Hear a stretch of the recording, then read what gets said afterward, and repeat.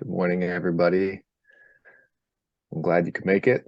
Looks like we got a little bit of snow out there, but we'll get started, and I'm sure there'll be more people sign on as we go. So to start out, I'll introduce myself, Paul Robianic. I'm with Anderson Construction, the chair of the Construction Leadership Council for the AGC. So we've had some cool events we're putting on this year, and this is our first one, looking to kind of kick off the year with an easy Zoom event. We have Bret Walton with us, Senior Branch Manager at Crystal Greens. So he'll be talking to us. A couple things for this webinar. There is a Q&A feature in Zoom. So as you have questions or things come up, feel free to put those in the Q&A, and I'll shoot those over to Bret, and he can kind of answer them as we go along. Have an hour here blocked out. We'll see how things go and where we're at. With that, I'm going to turn it over to Bret. And Bret, why don't you kind of kick us off here and tell us a little bit about yourself, and we'll get going. Absolutely. Thank you, Paul. I appreciate it. Thank you to those of you who signed on live. No, it's not the morning that we expected. One thing I wanted to mention is that I really have benefited from and enjoyed industry groups. And so I appreciate the opportunity to participate in this one. I'm going to talk a little bit about kind of career development and how I got where I am, and you know, some fun I had along the way. But a lot of great relationships and opportunities came through industry groups, especially early in my career when I had less experience and less education than I did just interest. And so meeting people, learning from people with more experience was super powerful. Going to share a couple slides that I think will help you as we go. So bear with me as I fire that up. Like this. So my name is Bret Walton. I'm a Senior Branch Manager for Crystal Greens Landscape. We are a commercial landscaper in the Portland, Salem, Vancouver, call it Oregon and Southwest Washington area. We have a couple hundred employees, you know, we do a great job for our customers. Last night we had over 100 guys out plowing snow and shoveling, you know, doing hard work for our clients. But my favorite thing about our company is the culture. We, a couple years in a row, won an award for the 100 best companies to work for in Oregon. You know, we're people first, and I'll talk a little bit about how I've been fortunate to work for really great companies, and that business can be fun. That's kind of a thread here. A little bit about me, and I'll keep this brief. I've been in, let's call it business, for over 20 years. In a variety of roles, and I started entry level, and I've got funny stories about that.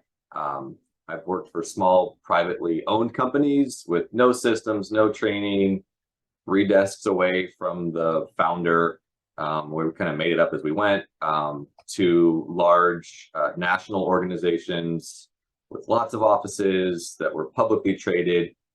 Pros and cons to both. So I've kind of had the spectrum. On the education side of things, I have a bachelor's degree in business and a master's degree in management and organizational leadership. And with that, just because I like to learn and I really like people, and I think business is fun, I teach business classes at PCC and Warren Pacific also, and I've been doing that for about 13 years. More on the personal side, I like to learn. I like to solve problems. I really enjoy business, and I have fun with people. What I'll share with you, since this group, I think, has kind of an emphasis on, let's call it younger leaders, or people earlier in their career. What's not in my bio that maybe I don't tell most people when I meet them, I wasn't a traditional college student. I didn't go away for 4 years and graduate and then choose what I wanted to be in life. I had no idea what degree I wanted, and so I ended up choosing business because I thought it was safe, and I thought it had a lot of different lanes to shoot from. And I think that's a common misconception when you meet people and you think that, oh, they appear successful. They probably had like a really good plan. They knew exactly where they're going. I had no idea. Took a while to figure that out. I started in junior college. I transferred to multiple schools. I moved to a different state and started at another school. I think by the time I graduated, I'd gone to like 6 colleges. Learned some things from that, but I was not your traditional college student. And my advice to all of you is it's never too late to invest in yourself from an education standpoint. And I would say I've had success and pride in my kind of career development over time. But the first kind of job that led to my first career in real estate was on Craigslist. I didn't know what I wanted to do. I was just clicking around and thought, oh, this sounds fun. I have no idea. It ended up being in real estate. And that was an area I focused in for something like 15 years. So don't put too much pressure on yourself or just assume everyone around you has a plan. They know where they're going. There's no pauses along the way, right? I think one of the things that I've done is just to continue to push forward and look for opportunities. And I think we can all do that, no matter where you're at, where you're headed, and how many questions you have. If you can just keep pushing forward and invest in yourself, I think you'll be very successful. So on that topic and idea, I just wanted to share with the audience is that we all have influence and we all have leadership opportunities. Even when I got a job on Craigslist, and I mentioned that because it wasn't even like a sophisticated search. I was literally just clicking through jobs. Like I searched jobs. It wasn't even like a specific type of job. But in that job, where I was an assistant to someone else in a new industry for me in real estate, I had influence. I had leadership opportunities. You can learn leadership skills and how you interact with your peers and your boss and with clients. And I think for way longer than I wish, I had this idea that like you have to be like a senior person at a company to be a leader, or you have to manage other people officially to be a leader. And I would argue now, absolutely not true. Whatever your role in an organization, no matter how many layers there are above you, you have influence and you can use it. And if you are strategic in that, it often leads to more opportunity. I think about coworkers I have who really stand out as being great team players, right? Or so reliable. That's influence and often leadership, right? Leadership can be just a title. Someone might have the title of manager, but there could be someone else on the team that you respect and that you rely on in times when you need guidance. And so if you're listening, right, you might be in a leadership role officially, and I think that's a heavy weight to bear. And I commend you for having that opportunity. But if you're not in a role that you feel like is where you want to be, I would challenge you to think about what influence do you have, and what leadership opportunities can you ask for, or perhaps just demonstrate without being asked, to prepare yourself for whatever's next for you. On the topic of career development, which is just an idea I get really excited about, not necessarily for myself, but just for all of us. One of the classes I teach at PCC, Portland Community College, is Intro to Business. I think that for some people, they feel like, oh, I hear this a lot from students. Like, I have a job, I don't like it, I don't expect to like it, that's why they pay me. And it's only some people that can find jobs that they like. That can feel true. I've felt that in certain moments, but I also feel like we're all responsible for where we're going, right? We can't choose where we started, but we can influence where we're going. And so I would encourage you to take charge and not be passive about your own career development. What that doesn't mean is like go kick in your boss's door and tell him you need a raise because you're the best person in the building. That obviously can often doesn't work, right? And so being patient and working hard and doing all the right things and finding your timing, I think is much better than an ultimatum, right? Like, I need to make more money because you don't appreciate me. That usually has the opposite effect of what you're trying to accomplish. The last bullet point here, I learned this phrase a long time ago and it stuck with me. I would call that a career limiting move, right? If you pound the table with someone who has influence, and say things that can't be taken back, we call that career limiting, right? That might prevent you from being successful there. But what you can do is you can try to create opportunities to accelerate your own growth. A story I told Paul, that early in my career, I was working for a company. I liked what I was doing. I wanted to do more. There wasn't like an obvious next step from a promotion standpoint. And so I thought about it, and I wrote a letter, basically like a proposal to my boss at the time. And it wasn't an ultimatum. It wasn't a demand. Didn't say I need more money or I need this or that, or otherwise I'm going to leave. Basically said, I really like what I'm doing. I really like this company. I want to do more. And here are the areas that I'm interested in. And if there's any way possible to get exposure to these areas that maybe aren't part of my job right now, in addition to my current job, I would love it.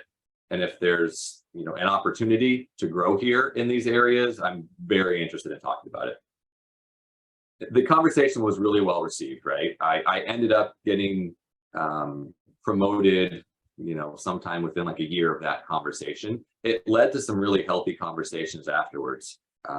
If I had gone in and created, you know, a lot of time pressure, demands, or made it about me, I don't think it would have gone where it did. I tried to present it, you know, in a thoughtful way on like, what can I do for the company more than I'm doing now that'll make me more valuable, which I think is the right way to present it if you want the company to allow you to help them. So that's an example, right, of just navigating your career. Every day we go to work, we have things we're supposed to do, we get paid. And, you know, I would just call that like the daily grind. I feel like career development is thinking about what you want to do that you're not doing yet, what steps you're taking outside of like your daily experience. So there's this idea that, especially during COVID, really struck me, is sometimes we can get, you know, more than 1 year of experience in 1 year, right? When there's a lot happening and it's a heavy lift, sometimes that can be a strain, but you can gain a lot of experience. And so for myself and for employees that I've led and just friends that I've talked to, I like to say, like, we all get experience just by showing up. Look, what are you doing outside of your direct responsibilities to get better, to learn, to contribute more? And sometimes that takes some extra effort on your part, right? That could be like Paul being on a board and being a board chair in addition to his full-time job, right? That's a volunteer role. I bet he's better for it. And I bet there's people around him who benefit from those interactions. It could be taking a class, it could be raising your hand for a project. And so think about, right, if you haven't, or if you are a manager, I would encourage you to talk with your employees, which I've always done, and it's been a really great place to focus. What can we do together this year to help you grow professionally, in addition to whatever the job's going to throw at us, right? You're going to get experience just from working. But is there a seminar, a class? Is there someone that we could mentor you? Is there a book you want to read? Whatever that might be. And that way I feel like you're kind of always growing and pushing yourself. Setting goals, tracking them and sharing them has been super powerful for me. You know, we all get busy, especially in different seasons of life. And so having goals that other people are aware of and writing them down, it's been one of my success tools. And I think it's fun to talk about. It kind of makes it a game, see how you're doing and how you're scoring. Last idea on career development. Early in my career, and I still do this, I would look to leaders in my industry or in other industries who I respected or thought, wow, that person's been really successful. How'd they do it? And what did they do along the way that maybe I haven't done, right? That would prevent me from getting to the same place. I had a business teacher who encouraged us to do a SWOT analysis on ourselves, which I'd never heard of that idea. And so I'm assuming most of you have heard of SWOT. It's a business framework where you look at the strengths, weaknesses, opportunities, and threats for a business opportunity or a department, right? And I had this instructor who said, do a SWOT analysis on yourself as an employee. What are your strengths? What are your weaknesses? What opportunities do you have? What threats are there? you know, to the field you're going in, or people who have more experience. And as I looked at really successful business leaders, one of the things I noticed is that a lot of them had board experience. They were on multiple boards in most cases. A lot of successful business people in Portland, right, are on this charity board and this business development group. And I thought, man, I don't know why, but for some reason, really successful people are on boards and have been on boards. So I was like, I got to solve that. That's a weakness for me. It's just a gap on my resume. And so I did some homework, tried to figure out what would make sense. I joined the design review board for the city I lived in, and I volunteered for a couple of years. It was related to my career, looked great on my resume, made some awesome professional contacts.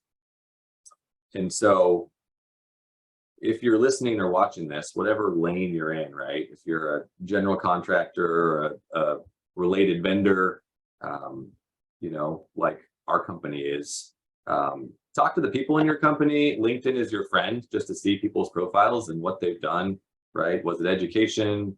Was it volunteering? But what makes them stand out? Again, this kind of recurring idea, what makes them stand out in addition to just the experience they have from working? Another idea I wanted to present when I was thinking about what do I wish people had told me years ago, right? I think I got really hung up on formal education for a long time, and this idea that like you can't be an influencer in business until you've been doing it, you know, for 50 years, and you have, you know, hundreds of people who report to you. What I've come to learn is that just having lots of people report to you or having worked a long time doesn't make you successful. And people skills, often more than technical skills, I've learned are what can hold you back or springboard you to be very successful, regardless of all the other factors in your life, right? So you can have let's say a coworker, a friend, or yourself. Absent strong people skills, I think it will be a ceiling for you. And those are things that can be worked on. And no matter how strong your technical skills, if you don't work well in teams or in stressful moments, people are uncomfortable being around you, that's really not going to serve you well. So a couple sources that I found interesting. Tim Ferriss, I've got his picture at the bottom. He wrote a pretty popular book called The 4-Hour Workweek. And this quote I came across from Tim Ferriss is that a person's success in life can be measured by the number of uncomfortable conversations he or she is willing to have. I think this is an interesting idea to unpack. And in that, being successful doesn't mean that life is easy. It's often much harder than we can see to get where people are. And being willing and able to navigate difficult scenarios, I think is a attribute of a successful leader, right? If you think about it, the more success you have, the more responsibility and the more problems will probably escalate to you. And so a company I worked for previously actually had a class for all employees where we went over a book called Crucial Conversations. And the premise of the book is how to have effective communication when emotions running high. And that's been a game changer for me in business, in my personal life, right? It's just navigating tough conversations. They're gonna happen. And some of my most painful moments as a manager have led to some really great visibility of me dealing with a hard situation. Some of my worst hiring decisions that blew up in my face and I thought was gonna get me fired turned into some recognition for how I handled a difficult situation by some of my managers. And so if you haven't read or heard of Crucial Conversations, highly encourage it. And better than the 4-Hour Workweek, Tim Ferriss's book, Tools of Titans, is really interesting. It's basically interviews with hundreds of celebrities, business people, athletes who are very successful, and he kind of unpacks in an interview format what they've done to make them successful in their lane. But I think you would like it if you're interested. that's kind of the arc I wanted to throw at you. I didn't want this to be a monologue. So I think Paul has a couple I, questions in the group. You're welcome to share questions in the chat too. yeah, I got a couple of things. I was taking some notes while you were talking, Brett. Uh, One of the things that jumped out at me or that I thought was really interesting is you talk about people skills. Sure. In today's business world, you hear a lot about company culture, right? They say, hey, we're looking for company culture, or kids coming out of school are looking at company culture. Do you think that oftentimes people are saying company culture when they're actually saying, hey, your people skills aren't where we want them? Or is there any relation there? Yes, absolutely. I think culture is kind of a buzzword more than ever, for sure. And as I interview employees, potential employees, sometimes the common question is, what's the culture like? Um, and I think people skills and culture are like intertwined, Paul, kind of to your point. They go hand in hand. Um, and I think that's why people ask in an interview setting, what is the culture? It's like they want a preview. Is this a healthy place? Is this a happy place? Or am I going to be treated well here? I think um, certain companies, maybe because of limitations of the people skills of their senior leadership, it really affects the culture on how they acknowledge people or embrace them.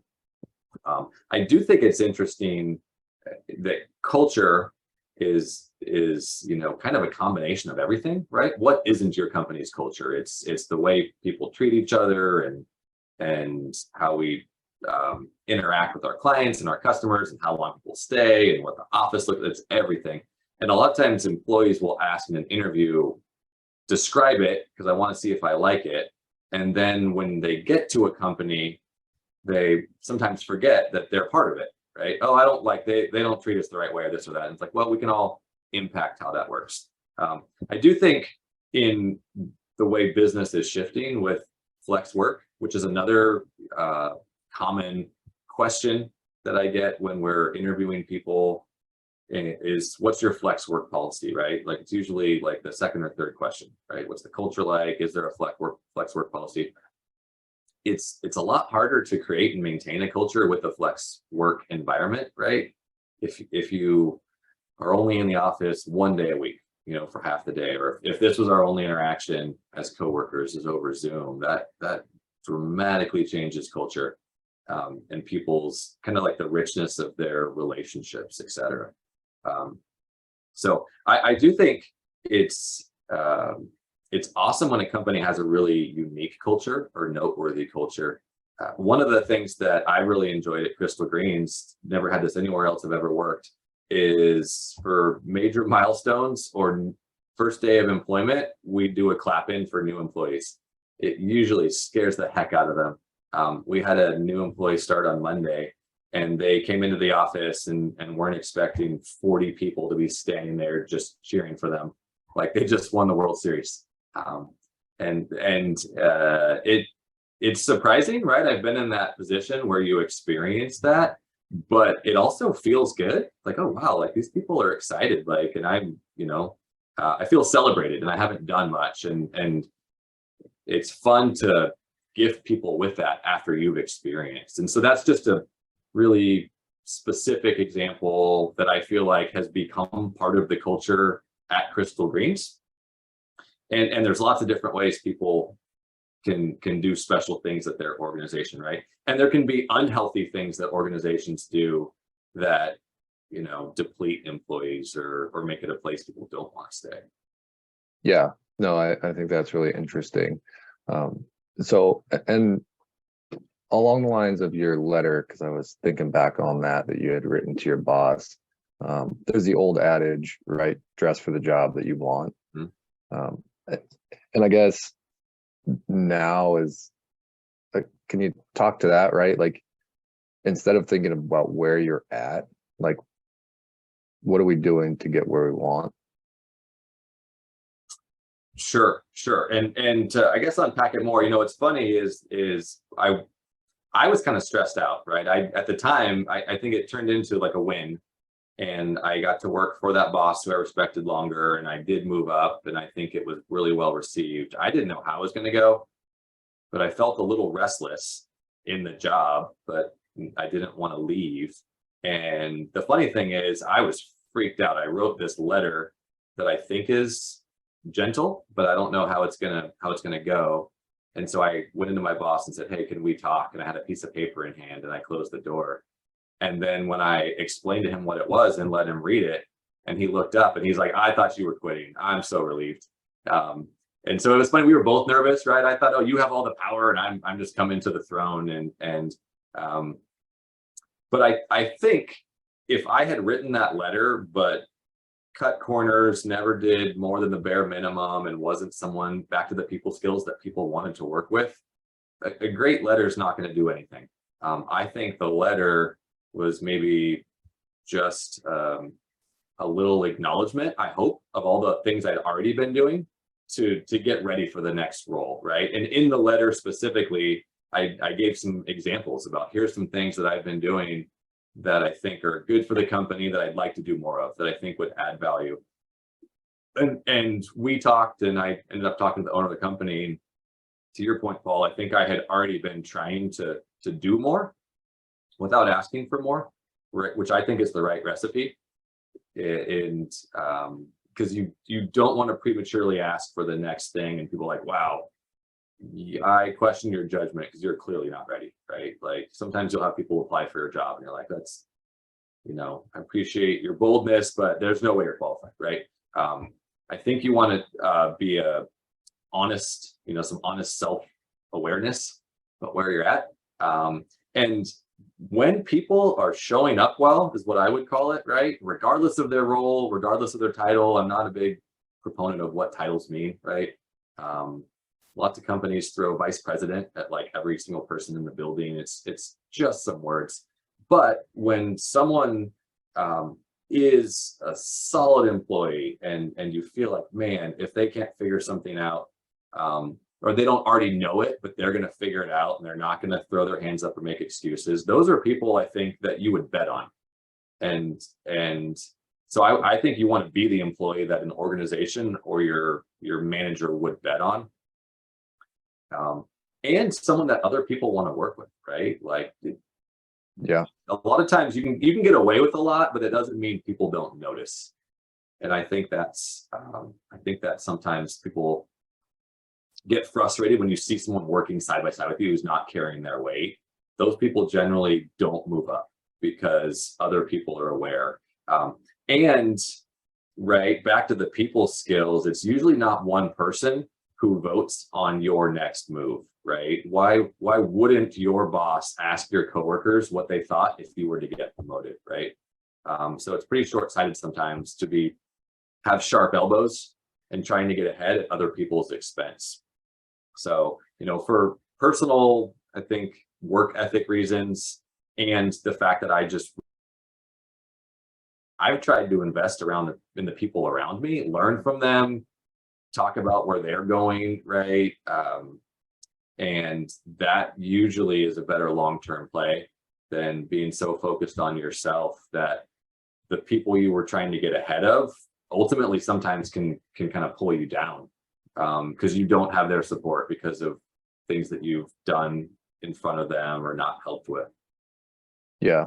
When you're interviewing and recruiting people, is there any way to tell if they're going to be a good fit? What kind of questions do you ask? And then maybe, have you had a person that you've hired in the past where you've made a pretty big mistake, or that you wish you wouldn't have? And looking back, is it like, oh man, if I would have asked them this, or, kind of went down this road with them, maybe I could have seen it coming? Sure. I'll answer the second question first, because I think I've had some huge fails as a manager, I would say, in my hiring, right? And learn from it, right? We learn by doing, and we learn from our mistakes. And I've given a lot of thought to, like, oh gosh, did I miss the signs, right? Sometimes it's not, sometimes people can just surprise you. One of my least successful hires, I'm trying to be polite about this, was the most vetted person I've ever hired, where it wasn't like I met them at a coffee shop and gave them a high five and they had a job and nobody else talked to them. Like, the single worst hire I've ever made came through a professional paid outside recruiter that endorsed them, had spoken with their references. They interviewed with lots of people in the company. And so that's influenced, getting back to your first question, how I interview. I feel like there's a lot of theater in interviewing where we're all in our best behavior. And so I try to ask questions, not that are curveballs that'll surprise people or make them uncomfortable, but more about like, who are you as a person, right? Because the joke is, you say, oh, tell me one of your weaknesses, right? You ask that question in an interview. Well, people don't want to torpedo their own chances of the job. So they say things like, I work too hard, or I care too much, or right. So in interviews, I try to get a feel for like, are you interested in what we do? Do you what do you enjoy about work? And kind of like some of the why questions I think are more important. It's a lot easier to figure out if someone can do a job, right? Like a lot of times, oh, you're good at Excel, you could probably do this job, or you have managed accounts before you play this job. The harder thing, I think, to figure out with people, would this be a good fit for the team that exists? Would you be a good fit for the culture? Like, what's your work ethic? Those things are harder to flush out. I think all of that's led to me being a more cautious hiring manager, where I'm less likely now to want to accelerate things really fast because I got excited about a candidate, right? And I think I've learned through some mistakes that I don't want to hurry up and make a mistake. And so I'd rather have an open position on my team and feel excited about the candidate that we hire. And if I'm not excited about the folks who've applied, wait longer than hurry to fill an open seat and then have it drag the team down or turn into a challenge. And on the topic of interviews, I think it's a two-way street. So if you are interviewing, right, both people at the table have the opportunity to trade information. And so I think it's also your opportunity as a candidate to get a feel for the office environment, the culture, different dynamics, manager styles, et cetera, as much as possible in an interview. And I've joked, this is a little bit just like PTSD, Paul, but in a perfect world, I'd take like the finalist candidate like on a week-long cruise and see them over like multiple days, multiple settings, multiple experiences, because people can surprise you, right? And that's the blessing and the curse, I think, of leadership and management and life sometimes, is that you can only control yourself. Yeah. And I think that's interesting. So for myself in my career, right, I've thought to ask people, I said, like, why are you getting into the construction industry, right? Because the hours are pretty long. The pay's good, but not great, right? You're not a doctor or, some finance manager. So I think, like, if you love it, right, that's what you're looking for, then you're going to do well. So that's interesting. Got a question here. It says, when you're managing people for the first time, how do you balance being friendly with being assertive enough to get the things done, but not being so assertive and micromanaging to the point that they shut down? So speaking to kind of a newer employee. Sure. That's a great question. And, I'll tell you lots of opinions on questions like that. So I will give you Bret's opinion, right? I think we all have different management styles. And so I would just encourage you, don't look for the one right way. It has to be authentic to you, whatever it is, right? And there's lots of like management theories on how firm you have to be with people, right? Like, you can't have like authentic relationships with employees because then they may not respect you, or you might have to fire them. And so it's going to feel bad if you got to be friends with them. For me personally, I've always tried to be a collaborative manager and create space for the individual so that people who work for you don't feel stifled. I'm like, they have to think like Bret or do it the way Bret would do it. A lot of times there's a lot of different ways to successfully complete a task. And so I have been, I think, successful and enjoyed building relationships with my employees to the point where it feels like a friendship. But back to that earlier comment, being willing to have hard conversations, right? I think it would be difficult and a cold place to work if the leaders around you were putting up kind of emotional barriers so that they felt like they didn't, get too friendly. And daily interactions, I think, are not going to feel great, right? And when hard things need to get done, you don't have a lot of like relationship equity. So I think it is absolutely possible to be warm, have relationships, and also be able to kind of maybe transition sometimes, right? Like you can have a hard conversation one day and then slide into other hats. It's definitely intimidating when you're a first-time manager, and I'm feeling that out, right? And there's tons of resources out there which are helpful to reflect, but there's nothing like the first time you sit across the table from someone and your stomach's flip-flopping because you have to have a hard conversation, or you have to let someone go, or just give some tough feedback, right? I think it's tough. Yeah. Have you ever thought about it? And this just came to me, is that it's a lot like having kids, right? Like you love your kids and, you have this great relationship, but you're not their friend, right? Like you're still the parent and they're still the kid, right? Like ultimately you are coworkers and you can be friends at some level, but you're still the boss. Absolutely. And I think about that all the time. How much of life is like parenting, or I'll just sometimes business feels like adult babysitting, right? There's a lot of else. But I do think you're right, Paul. Like there's a level of connection and care, and then also sometimes you might have to retreat or step into a different aspect of the relationship and be like, this wasn't okay, and here's why. And you know what I tell my kids, and I've told my employees, I wouldn't give you hard feedback if I didn't care about you. That puts some strain on the person who's having a hard conversation, right? So as a manager, I used to get in my head, back to the earlier question, like how do you give hard feedback or not scare people? I used to think they'll like me more or I'll have more support if I don't give hard feedback, right? And I've kind of come full circle on that thinking. I'm doing you a disservice if I think you could do something better and I don't tell you. It's almost disrespectful. Like I'm preventing you from getting better by withholding feedback. And I think with my kids, we have quite a few, that same thing is true. If I wasn't invested in your success, I'd just let you fail in front of me and not give you any corrections. Be like, well, that's on you, figure it out. But I think with employees, coworkers, family, right? Like if you're invested in them, that feedback allows them the opportunity to get better. It may not be fun.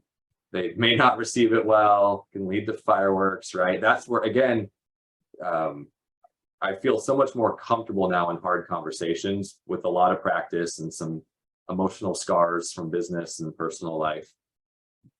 And you can leverage other people's scars and experience by reading books, talking to people you respect, get a business mentor, lots of different ways, right? But again, those hard conversations, even navigating a hard conversation as an employee, I think can impress people. Like, wow, like you really took that feedback, or that this person asks for feedback all the time. They really, because it's easy to like, hey, can I do anything better? People are like, no, you're doing great. It's like, no, I actually want to get better. Like, pick something, like give me something. I don't want to just take a like thumbs up.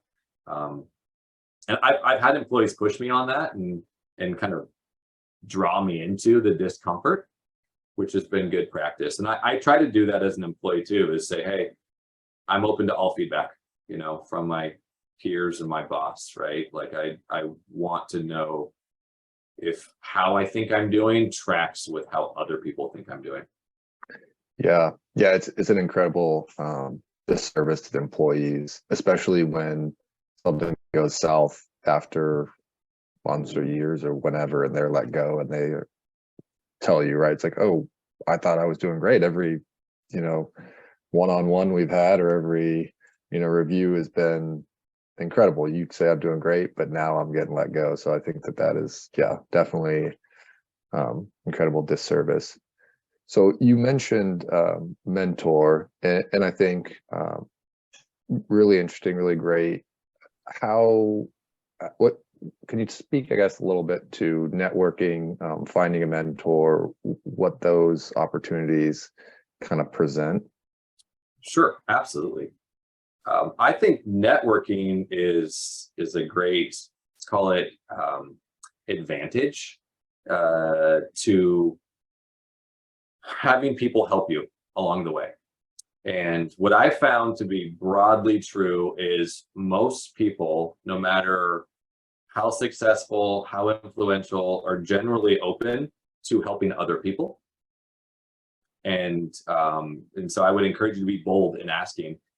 I think industry organizations like AGC, and there's a ton, right? Depending on the specific industry that you're in.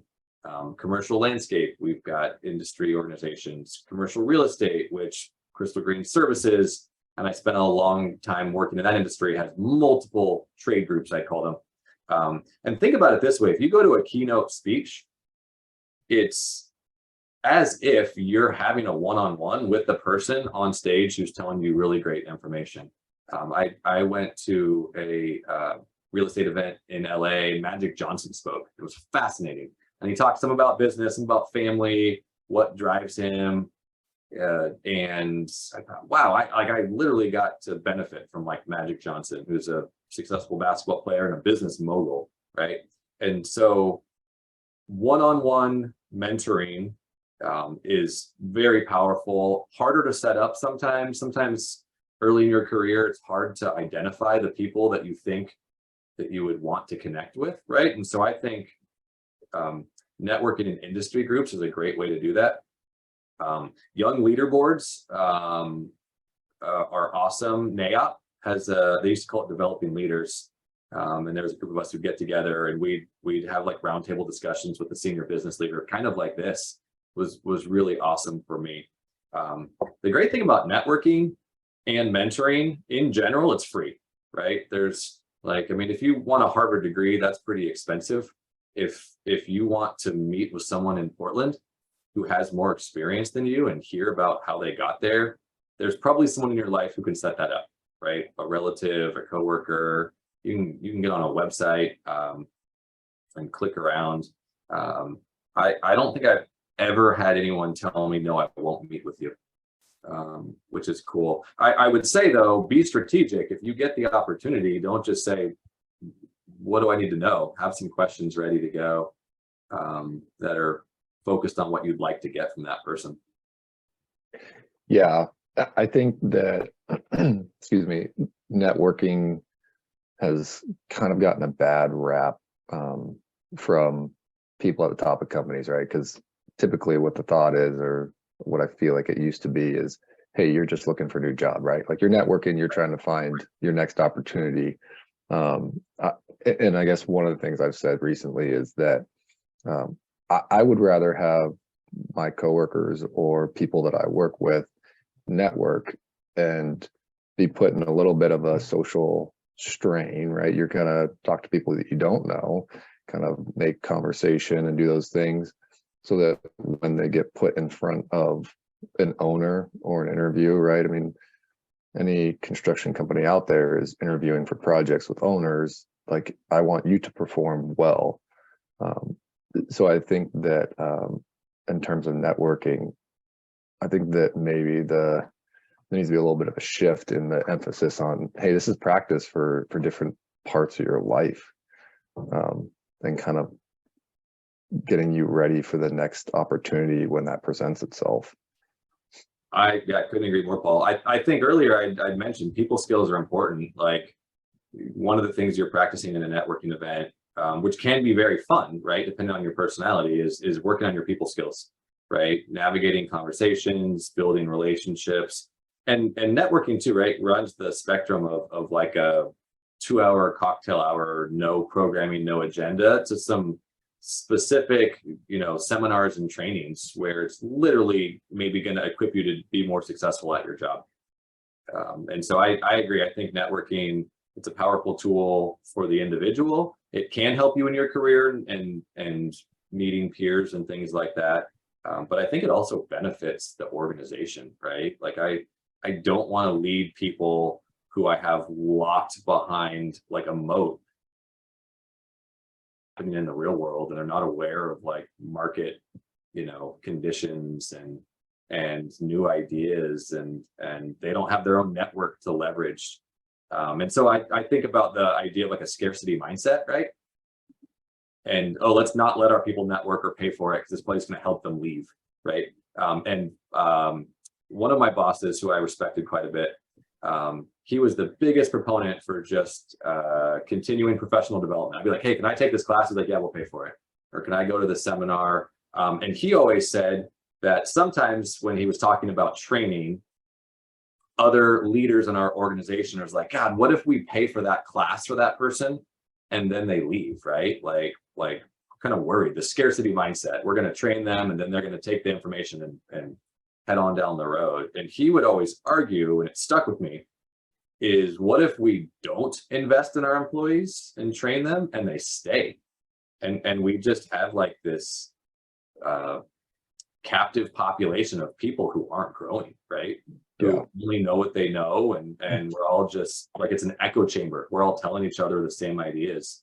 And so I've always thought, let's dream big, let's learn, let's talk to other people, let's be proud enough of the company we've built that we're not worried that our competitors are going to steal our employees just because they, shared one cocktail. Yeah, maybe more than one. Right.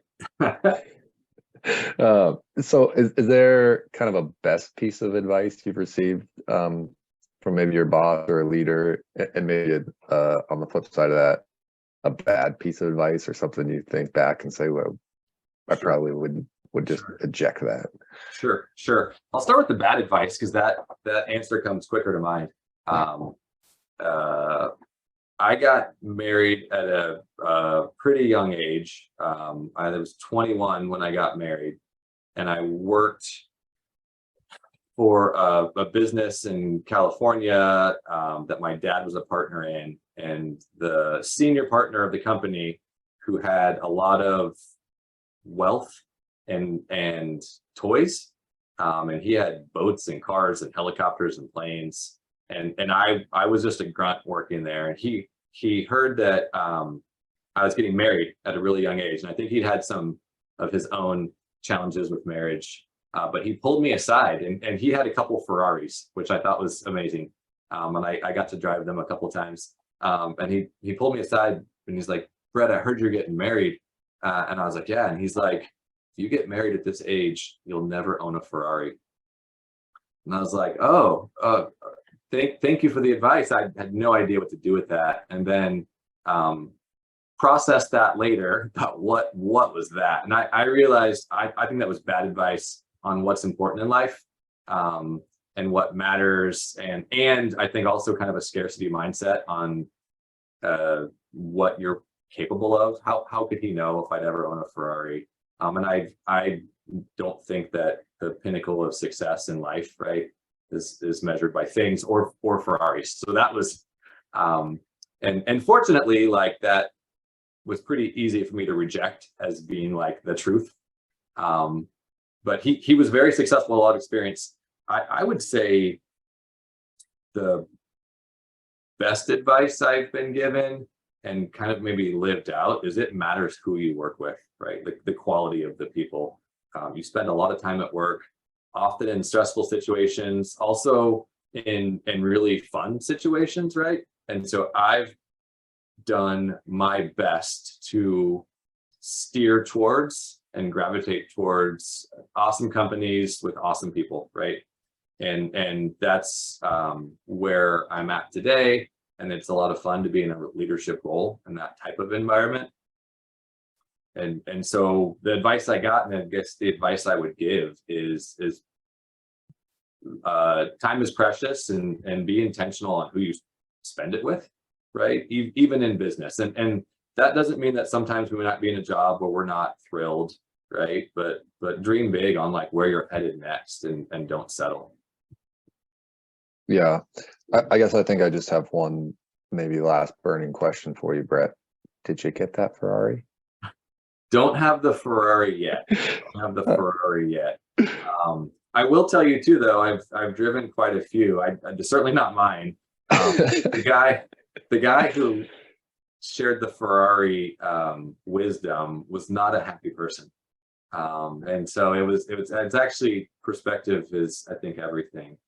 But a really unhappy, lonely person was telling me their recipe for life, and I thought, okay, I can see where this leads, and I think I'm gonna go a different path. So, but never say never. Check back. Perfect. I wouldn't mind one.